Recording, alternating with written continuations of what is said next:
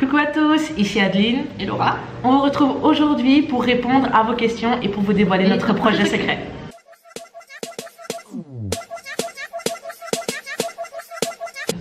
On commence tout de suite avec la première question. Donc c'est comment nous sentons-nous à l'approche du grand jour? Bah on réalise pas trop que dans 10 jours on n'est plus ici, on est en Corée. On y sera quoi. Et bah voilà, on réalise pas du tout et je pense qu'il va nous falloir quelques jours sur place pour vraiment réaliser que le voyage commence. Ouais, parce que même dans l'avion, à mon avis, on se rendra même pas encore compte qu'on va vivre en Corée, quoi. Non. Comment avez-vous eu l'idée de partir en Corée et comment avez-vous choisi la durée du séjour? Eh bien, personnellement, je suis tombée sur une vidéo de Méline et Lou, il y a à peu près 1 an d'ici. J'ai commencé à regarder toutes les vidéos de leur chaîne et en fait, elles sont parties vivre 1 an en Corée du Sud et du coup en fait leurs anecdotes, leur quotidien en fait ça m'a tellement donné envie d'y aller aussi. Faut savoir que la Corée c'était une culture à laquelle je m'intéressais déjà à ce moment-là et leurs vidéos m'ont vraiment donné envie de découvrir le pays. Du coup ça s'appelle un visa PVT et ça permet de vivre 1 an dans un pays. Du coup même pour la durée on n'a pas eu trop le choix, c'était 1 an d'office et ça nous convient parfaitement parce que en 1 an on a vraiment le temps de découvrir toute la culture, toutes les saisons, etc. Donc la question suivante c'était est-ce qu'on a déjà été en Corée? Non. Voilà, clairement non, nous n'avons jamais été en Corée. Nous n'avons jamais pris l'avion aussi longtemps. Adeline n'a jamais pris l'avion. J'ai pris une fois l'avion pour aller en Corse, donc plus ou moins 1h30 d'avion. Donc rien à voir, là on va faire 12 heures de vol. On va mourir. Donc voilà, donc nous on n'a pas encore on n'a jamais été, on a beaucoup regardé de reportages, de vidéos, mais voilà, on va découvrir tout ça. Et on vous montrera tout bien entendu. Avez-vous démissionné pour partir 1 an? Oui, donc alors moi j'étais en CDI, je travaillais dans un magasin qui vendait des produits dérivés sur les séries télé, les jeux vidéo, les mangas, etc. Avec mon patron on a décidé de rompre le contrat à l'amiable. Moi j'étais en contrat de remplacement en fait jusqu'au retour de la personne que je remplaçais. Avec de la chance elle est revenue le 15 octobre, donc voilà. Donc mon contrat s'est terminé de lui-même et je n'ai eu besoin de rien faire d'autre. Mais on a une chance de dingue parce qu'en fait nos patrons respectifs ont décidé de nous reprendre. Donc c'est à dire dans 1 an quand on va revenir on pourra récupérer nos emplois et ça c'est vraiment cool. Yes. Donc, la question suivante c'était qu'est-ce qui nous fait le plus peur dans ce voyage? Ben tant qu'on n'est pas encore là-bas on n'arrive pas trop à se projeter donc on n'a pas vraiment de grosses peurs par rapport à ça. Je pense qu'elles arriveront voilà, au fil du voyage, des galères qu'on va vivre là-bas. La chose qui nous fait le plus peur pour le moment c'est l'avion. Voilà. Comme on vous l'a dit, on n'a jamais pris l'avion du coup, enfin Laura a déjà pris l'avion et moi j'ai jamais pris. Du coup ça me fait un peu peur.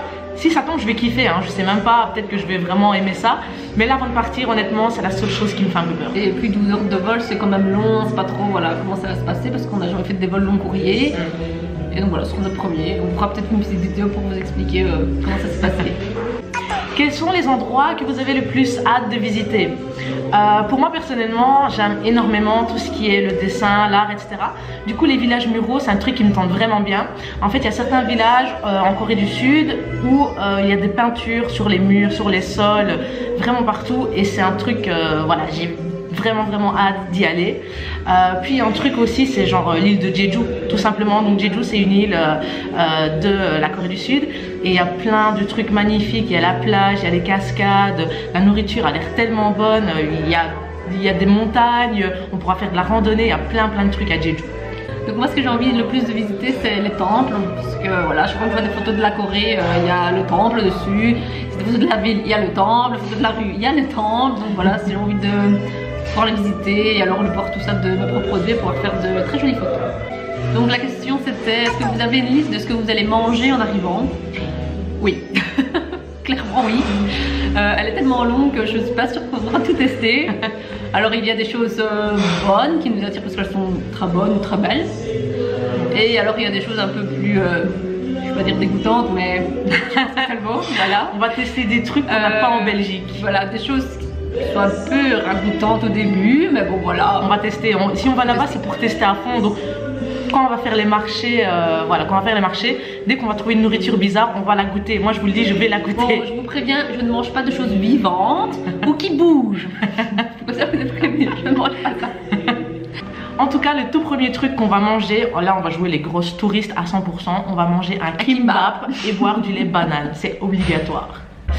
Sinon dans les plats traditionnels, on a pas mal envie de goûter du ragoût de kimchi, du samgyeopsal, c'est la base, des jjangmyeon. Bon, désolé pour la prononciation, hein, on n'est pas au top, mais voilà. On vous mettra des photos de toute façon à l'écran, tout ce qui est pancakes aux fruits de mer, etc. Puis les stands de riz aussi, il y a pas mal de stands, ils font plein de trucs frits, etc. Donc tout ça on a envie de goûter, et vous inquiétez pas, on fera plein de vidéos et de photos une fois qu'on sera sur place. Prochaine question, vous savez dans quel quartier vous allez résider? Alors oui, on va habiter dans le quartier de Shincheon, qui est le quartier voisin de Hongdae, donc là où se passent toutes les animations. Hongdae, voilà, en général, les gens qui s'intéressent un peu à la Corée du Sud connaissent, parce que c'est le quartier où il y a des danseurs de rue, il y a des magiciens, il se passe tout le temps des trucs, que ce soit en journée, pendant la nuit, il y a tout le temps des trucs à Hongdae. Et on sera tout près du quartier de Hiwa aussi, là où il y a l'université pour femmes. Donc c'est un quartier en fait qui est adapté pour le confort féminin. Donc voilà, je pense que ça va être un bon quartier pour nous. On sera vraiment centré. Donc voilà. Donc la question c'était, ça coûte cher le voyage? Alors on a fait un article de blog qui explique comment on a calculé le budget, combien il nous faut. Et donc on vous met le lien dans la description. Et donc voilà. Donc il nous a fallu plus ou moins 1600 € avant de partir. Donc pour le visa, les démarches, l'assurance et l'avion. Ouais. Et notre budget qu'on a calculé c'est plus ou moins 9000 € pour voilà. La vie sur place, le quotidien du voyage. Donc ouais, on a calculé 9000 € pour tenir un an en fait sans travailler. Évidemment là-bas on va essayer de travailler hein, pour pas rester un an rien faire. Mais en gros plus ou moins avec 9000 €, il y a moyen de s'en sortir. On a emporté un petit peu plus, comme ça nous fait une sécurité. Donc là on a à peu près 10 000 € chacune. Voilà, pour un voyage d'un an. Quel métier allez-vous exercer en Corée? À vrai dire, tout ce qu'on trouve. Donc moi personnellement, j'aimerais bien bosser dans la traduction ou bien dans la communication ou le journalisme, sans quoi je suis diplômée en fait, tout simplement ici. Mais après, tout ce qu'on va trouver, ça va nous aller. Donc qu'on travaille dans un café, dans un restaurant, peu importe en fait. De toute façon, il faut savoir que en tant que Belge, on ne peut travailler que 6 mois en Corée du Sud. Donc les Français, eux, peuvent travailler durant toute la durée de leur PVT, mais nous c'est 6 mois. Du coup voilà, même si on fait un travail qui est pas ouf, je veux dire tant qu'on travaille avec des gens sympas, qu'on peut exercer notre coréen et qu'on gagne un peu d'argent quoi, on va dire, bah, ça va nous aller quoi. Je veux dire, voilà. Donc la question suivante c'était, avez-vous prévu de voyager dans d'autres pays d'Asie durant le PVT? Alors oui, on aimerait beaucoup aller au Japon, parce que ce serait bête d'y être à 2 heures de vol et ne pas y aller. Mais bon, ce sera en fonction aussi de notre budget à ce moment-là, parce que c'est priorité à la Corée et ensuite le reste. Donc on aurait beaucoup aimé visiter Hong Kong aussi toutes les deux, mais voilà, avec la situation actuelle là-bas, c'est un peu compliqué. On verra à ce moment-là si ça a un peu calmé, si on peut quand même partir à visiter. Ouais. Avant-dernière question. Avez-vous un expat que vous avez l'intention de rencontrer là-bas? Oui, tout plein. En fait, ça fait un an qu'on prépare le PVT et du coup, durant tout ce temps, on a eu le temps de rencontrer plein de gens. En fait, on discute avec plein de gens tout le temps qui vivent en Corée et il y en a pas mal avec qui on a déjà prévu d'aller boire un verre ou d'aller manger un bout. Donc la dernière question, c'était quels sont nos objectifs à part travailler là-bas? Ben, en revenir grandi, apprendre à se débrouiller seul. Donc voilà, dépasser nos limites. En fait, on a envie de se prouver à nous-mêmes qu'on peut le faire, quoi, qu'on peut aller à l'autre bout de la terre, qu'on peut s'en sortir, qu'on peut vivre par nous-mêmes, quoi, en fait. Sortir des sentiers battus. Voilà. On veut sortir des sentiers battus, on veut le faire et pouvoir rentrer et dire on l'a fait, tout simplement. Voilà, la foire aux questions est terminée. Ne quittez pas la vidéo parce que juste après, on vous parle de notre projet secret. On tient à vous remercier pour toutes les questions que vous nous avez posées. Vous êtes tous au taquet. Franchement, vous êtes aussi motivés que nous pour notre voyage. Du coup, c'est vraiment trop cool. Si vous avez d'autres questions ou vous voulez des éclaircissements, n'hésitez pas à les mettre dans la barre n'hésitez pas à les mettre en commentaire. On essaiera d'y répondre aussi. On va vous révéler le projet secret. Le projet secret.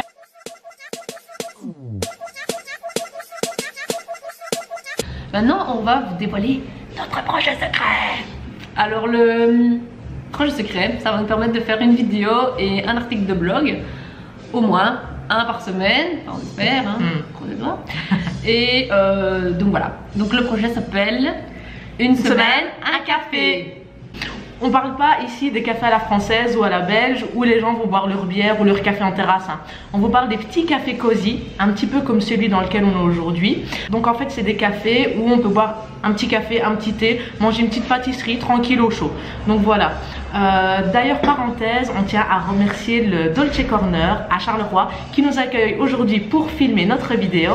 On va vous montrer un petit peu à quoi ressemble l'intérieur, c'est vraiment trop beau, c'est hyper cosy, il y a des petites fleurs partout et les cupcakes sont à tomber. On a mangé des cupcakes, t'as pris quoi toi? Raffaello et Kinder. Voilà, moi j'ai pris un cupcake caramel beurre salé, c'était vraiment une tuerie. Donc nous avons choisi le thème des cafés parce qu'en cherchant ce qu'on voulait faire pendant toute cette année en Corée, nous avons découvert qu'il y avait beaucoup de cafés en Corée. Donc c'est beaucoup de cafés avec des thèmes différents, des choses marrantes. Donc voilà, on a sélectionné quelques-uns qui vont nous permettre pendant toute l'année en fait d'en visiter un par semaine, voire plus si on visite d'autres villes comme par exemple Jeju ou Busan. Et donc voilà, ils ont des thèmes très sympas. Donc par exemple il y a un thème, un peu vous teaser un peu le truc, il y a un peu des thèmes, par exemple un café sur le caca. Le thème du caca quoi, on mange, je pense le caca. Juste ça, juste café sur le caca. Déjà rien que ça, moi ça me donne envie d'y aller. Hein. Je sais pas vous, mais moi ça me donne envie d'y aller. Donc il y a par exemple le café One Piece aussi qu'on va visiter, Harry Potter, avec des moutons. Voilà. Ouais. Je ne sais pas trop ce que ça donne, mais il y a vraiment plein de cafés. Par exemple, il y a aussi sur le thème d'Alice au Pays des Merveilles, il y a un café où il y a une piscine à Bâle en plein milieu. Donc voilà, notre âme d'enfant, on a déjà envie de sauter dans la piscine de Bâle. Il y a quoi d'autre? Il y en a plein, on va pas tout vous dire hein, parce que voilà, on en a 52 à faire. Donc vous allez les découvrir toutes les semaines avec nous. On va faire des vlogs et des articles de blog. Donc comme on vous l'a dit, toutes les semaines en fait il y aura un vlog et un article de blog. Les deux seront associés. Donc en fait on va vous montrer les lieux, ce qu'il est possible de commander. On va également vous donner l'adresse, les horaires, comment y aller, etc. Donc en fait on veut que notre projet soit utile pour les gens qui comptent se rendre en Corée du Sud, qui veulent découvrir des endroits vraiment sympas et partager un bon moment. Donc voilà, mais on veut aussi que ce soit divertissant pour les gens qui n'ont pas l'occasion de voyager par exemple et qui veulent voyager au travers de notre aventure. Voilà, on espère que ce projet vous plaît. On part dans quelques jours, du coup n'hésitez pas à vous abonner pour être au courant de tout ce qu'on va faire là-bas. Et comme on dit chez nous, gros bench. Je dis un peu trop de voilà. je dis tout le temps voilà. Et je vais recouper sur à la fin de chaque question, je dis voilà. Je vais recommencer parce qu'on a vu la feuille dans le... Oui, on a vu moi qui t'ai mis. C'est pas rendu compte. Et alors on aurait beaucoup aimé visiter Hong Kong, mais bon avec tout un peu le rififi qu'il y a là-bas. Le rififi. Je trouve pas le mot. Le rififi. Allez, un peu de sérieux, un peu de sérieux. Snap in. Donc voilà. J'ai encore dit donc voilà.